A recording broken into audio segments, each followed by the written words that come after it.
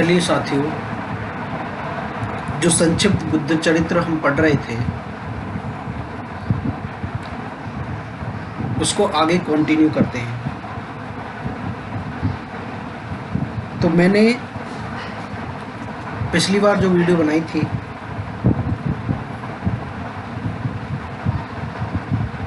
उसमें बताया था कि इस बालक के जन्म के समय आकाश से सुगंधित लाल और नीले कमलों की वर्षा होने लगी।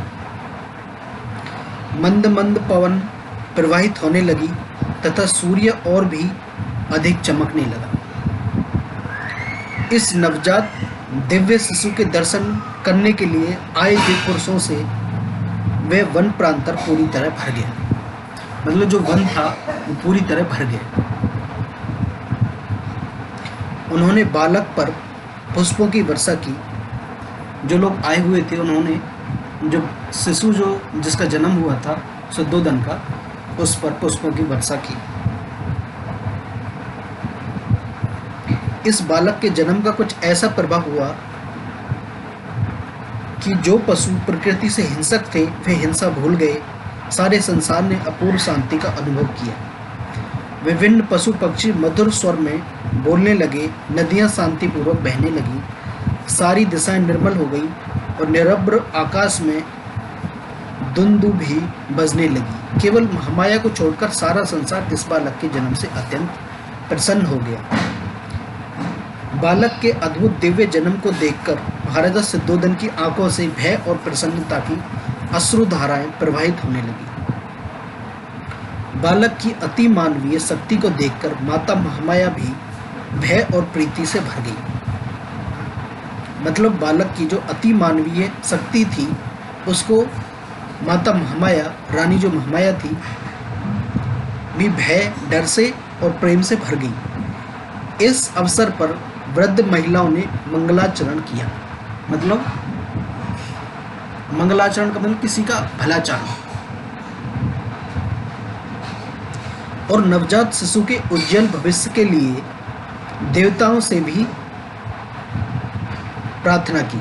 मतलब नवजात शिशु जो था उसके अच्छे भविष्य के लिए देवताओं से भी प्रार्थना की। आचरण शास्त्र के ज्ञाता और शीलवान ब्राह्मणों ने जब बालक के सभी लक्षण सुने और उन पर विचार किया तो अत्यंत प्रसन्न होकर उन्होंने राजा से कहा। मतलब आचरण शास्त्र के ज्ञाता मतलब जो बच्चे को देख के बता देते कि इसका आचरण कैसा रहेगा, इसका जीवन काल कैसा रहेगा। और शीलवान ब्राह्मणों ने, पंडित जो होते हैं, उन्होंने देखकर जब बालक के सभी लक्षण सुने और उन पर विचार किया, सभी उनके बच्चे के सभी लक्षण सुने और उन पर विचार किया तो अत्यंत प्रसन्न होकर उन्होंने राजा से कहा। पंडित जो होते हैं उन्होंने राजा से कहा खुश होकर, हे राजन, हे राजा, आपका पुत्र आपके कुल का दीपक है। जो आपका पुत्र है वो आपके कुल का दीपक है। आप किसी प्रकार की चिंता नहीं कीजिए। मतलब उन्होंने कहा कि आप किसी भी प्रकार की चिंता मत कीजिए। आनंद उत्सव मनाइए, आनंद उत्सव मनाइए, क्योंकि यह बालक न केवल आपके वंश की वृद्धि करेगा अपितु यह संसार में दुखियों का संरक्षण भी होगा। मतलब ये बच्चा जो पैदा हुआ है राजा शुद्धोदन का, ये ना केवल आपके वंश की रक्षा करेगा, आपके वंश की वृद्धि करेगा।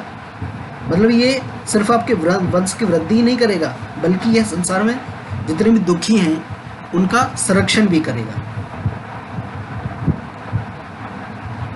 दीपक के समान प्रकाशवान तथा सोने की कांति से युक्त शरीर वाले इस बालक में जो लक्षण हैं उनसे लगता है कि यह तो बुद्धों में श्रेष्ठ होगा, यह परम राज्यश्री प्राप्त करेगा। यदि यह पृथ्वी के राज्य की इच्छा करेगा तो न्याय से सारी पृथ्वी को जीत कर सभी राजाओं में ऐसे ही शोभायमान होगा जैसे सभी ग्रहों के बीच सूर्य प्रकाशित होता है। यदि यह मोक्ष के लिए बन जाएगा तो अपने तत्व ज्ञान से सभी मतों से परास्त कर सारे संसार में सम्मानित होगा और सुमेरु पर्वत के समान सुमेरु पर्वत के समान प्रतिष्ठित होगा। मतलब उन्होंने देख के बताया, पंडित ने, कि दीपक के समान प्रकाशमान, मतलब जैसे दीपक प्रकाशमान होता है, और सोने की कांति से युक्त शरीर वाले इस बालक में जो लक्षण है, मतलब इस बच्चे में जो लक्षण है, उनसे लगता है कि बुद्धों में श्रेष्ठ रहेगा, जो ज्ञानी होते हैं उनमें श्रेष्ठ रहेगा,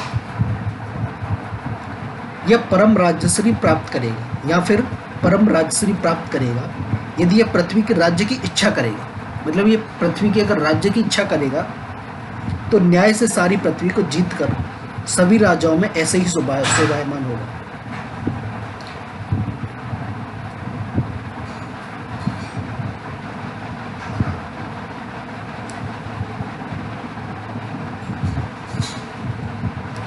ब्राह्मणों की ऐसी बातें सुनकर राजा ने पूछा, आपने इस बालक में जिन लक्षणों को देखा है वह न तो पूर्ववर्ती राजाओं में देखे गए हैं और न ही ऋषि मुनियों में, इसका क्या कारण है?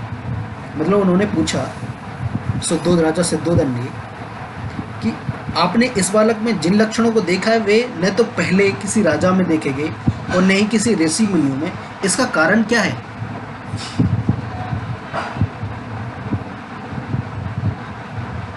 ब्राह्मणों ने राजा को समझाते हुए कहा, ब्राह्मणों ने राजा को समझाया, उन्होंने पूछा क्वेश्चन को कि बुद्धि, सुकर्म और यश के विषय में पूर्ववर्ती या परवर्ती का प्रश्न महत्वपूर्ण नहीं होता। उन्होंने कहा बुद्धि और अच्छे कर्म और यश के विषय में पहले या बाद का प्रश्न महत्वपूर्ण नहीं होता है।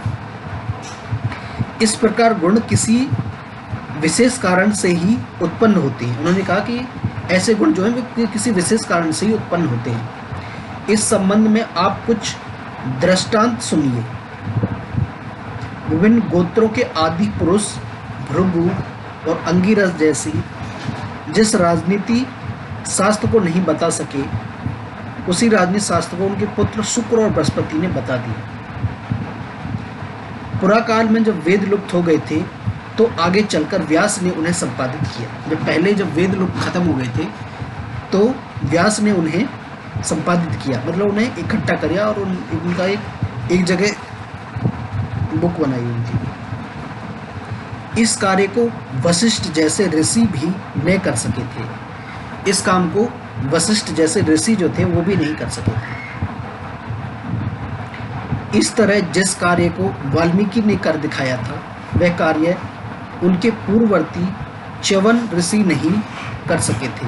मतलब जो काम वाल्मीकि ने कर दिखाया था उसके उनके पहले च्यवन ऋषि नहीं कर सके थे।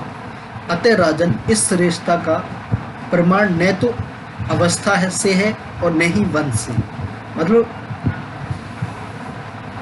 इस श्रेष्ठता का जो प्रमाण है न तो किसी अवस्था से है और न ही किसी वंश से है। श्रेष्ठता को कोई भी कभी भी प्राप्त कर सकता है। मतलब श्रेष्ठता को कोई भी कभी भी और कहीं भी प्राप्त कर सकता है। इतिहास बताता है कि जिन कार्यों को पूर्ववर्ती ऋषियों और राजा नहीं कर सके, उन्हीं कार्यों को उनके परवर्ती व्यक्तियों ने कर दिखाया। मतलब जिन कार्यों को पहले ऋषि और राजा नहीं कर पाए, उन्हीं कार्यों को पहले व्यक्तियों ने कर दिखाया। जो साधारण व्यक्ति होते हैं उन्होंने कर दिखाया।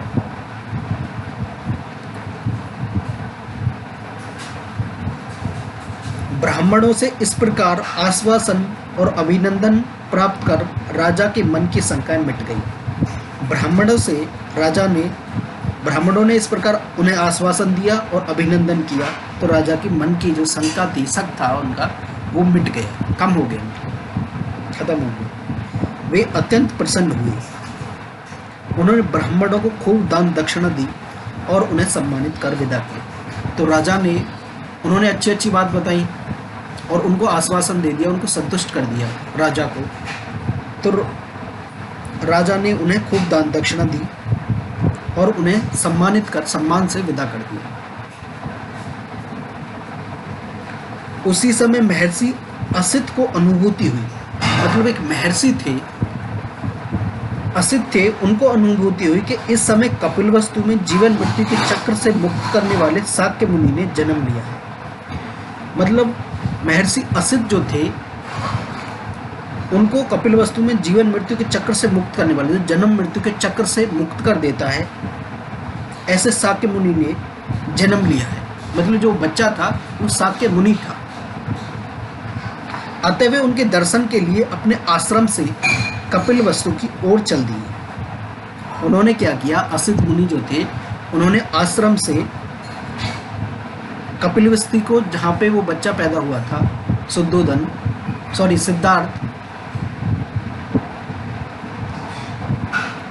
उसकी ओर चल दिए।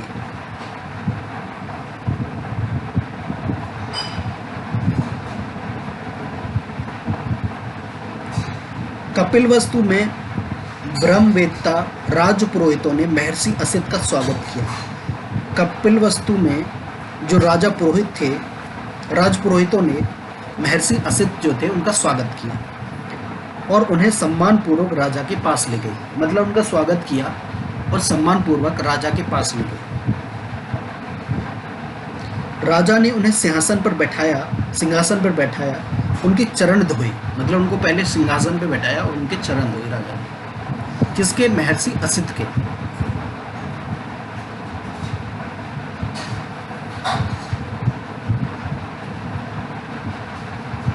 और विधिवत पूजा की। राजा ने महर्षि से निवेदन किया और उनकी पूजा की। राजा ने महर्षि से निवेदन किया। राजा ने क्या कहा? महर्षि से निवेदन किया, अनुरोध किया कि हे महर्षि, मैं धन्य हूँ, मतलब मैं आपका धन्यवाद करता हूँ। आपके आगमन से मेरा कुल अनुग्रहित हो गया। जो आप आए हो इससे मेरा जो कुल है वो प्रसन्न हो गया। हे सौम्य, आज्ञा दीजिए, मैं क्या सेवा कर सकता हूँ? तो राजा शुद्धोधन ने उनसे पूछा, महर्षि असित से पूछा कि हे महर्षि असित, महर्षि आप बताइए, हे सौम्य आप बताइए कि मैं आपकी क्या सेवा करूँ? मैं आपका शिष्य हूँ, आप आज्ञा दें। मतलब मैं आपका शिष्य हूँ, आप आज्ञा दीजिए। राजा के वचन सुनकर ऋषि गदगद हो गए। राजा के वचन सुने और ऋषि जो है खुश हो गए, गदगद हो गए और धीर गंभीर वाणी में बोले, हे राजन, आप अतिथि प्रिय हैं। मतलब आप अतिथियों का पसंद करते हैं, उनका सम्मान करते हैं, धर्माभिलाषी महात्मा हैं। आपने जो कुछ कहा है वह आपकी अवस्था और आपके वंश के अनुरूप है। उन्होंने कहा कि जो आपने जो कुछ भी कहा है वो आपकी अवस्था और वंश के अनुरूप है, किंतु मेरे आने का प्रयोजन कुछ और ही है। तो महर्षि असित ने कहा कि मैं जो आया हूँ उसका प्रयोजन, उसका कारण कुछ और ही है। मैंने दिव्य आकाशवाणी सुनी थी। मैंने जो अपनी दिव्य दृष्टि से वो सब देखा था कि आपका जो पुत्र है प्राप्त हुआ है वह अवश्य ही बुद्धत्व को प्राप्त करेगा। मतलब जो आपका पुत्र है वो बुद्धत्व को प्राप्त करेगा।